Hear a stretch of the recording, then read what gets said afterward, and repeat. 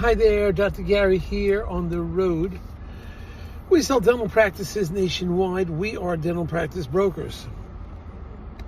I was a dentist for 25 years, and now I'm doing dental practice brokerage countrywide, nationwide. So call us anytime.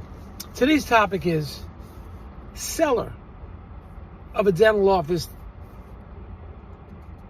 questions. Am I ready to retire?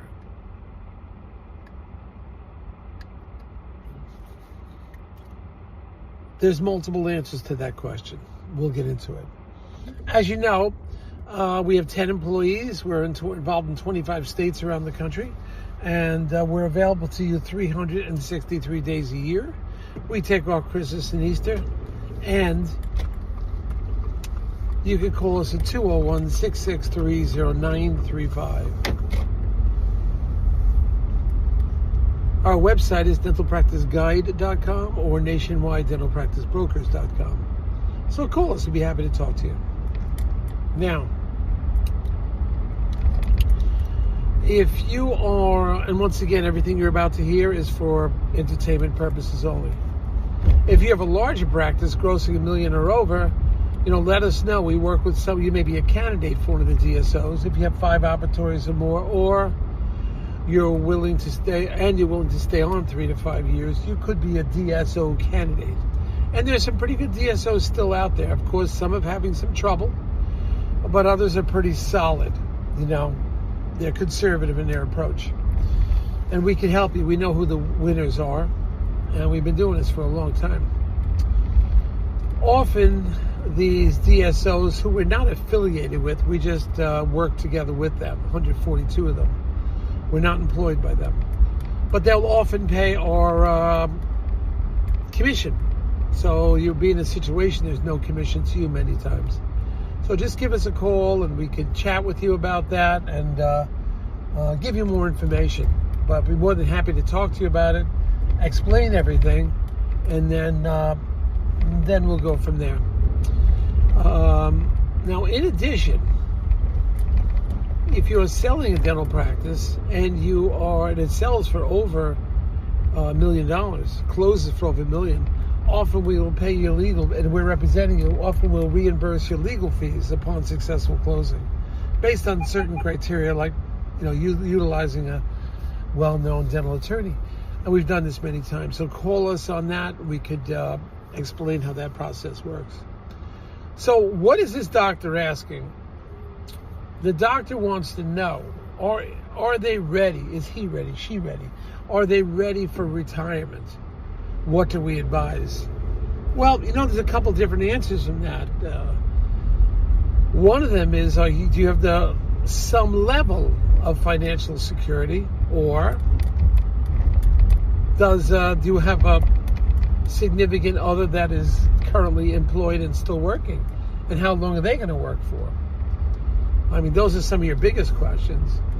But the other side is, if you've been working for a long time and you have some level of success and savings, and you have a spouse at home that is, or a significant other that's still working, and you want to get out, absolutely get out. Why do I say that? Because I'm dealing with disability all the time. Constantly dealing with disabled doctors around the country. The latest, as you may know, doctor was rollerblading. I guess she's trying to get his youth back, or her youth back. They were rollerblading and just took a bad fall and had permanent damage in their operating arm. Permanent. Has to retire. So, if you were to speak to this doctor 2 weeks before the accident, and you get all your numbers together and all the professional opinions and accounts and everything, they may have said, oh no, don't retire, just work a few more years. It sounds great in theory. And many doctors, as I've mentioned multiple times in the past, mention how long their family had lived for. So they don't have a problem. But they don't talk to you about accidents like this one. Rollerblading and down they went. So So you've got to understand that there is there's a level of danger in health and disability that will always be there. As you age, it will increase constantly, and you can never predict it. So that's one way to look at this. Yeah, you got out before you're ready, and you got top dollar for the practice, and maybe you could have stayed on a few of your years and everything works out, maybe not. So the answer is get out. If you have other income coming in the house, of course you're going to speak to your professionals. I'm just giving you my opinion on these things. But I've seen too many problems before. Dentistry is getting harder, especially with the PPO insurance reimbursement. It's terrible. So you're feeling the stress, just get out. I got out when I was 49. I missed the patients, but then I never did any of this reduced fee dentistry. It's like, forget it. I wasn't going to do it.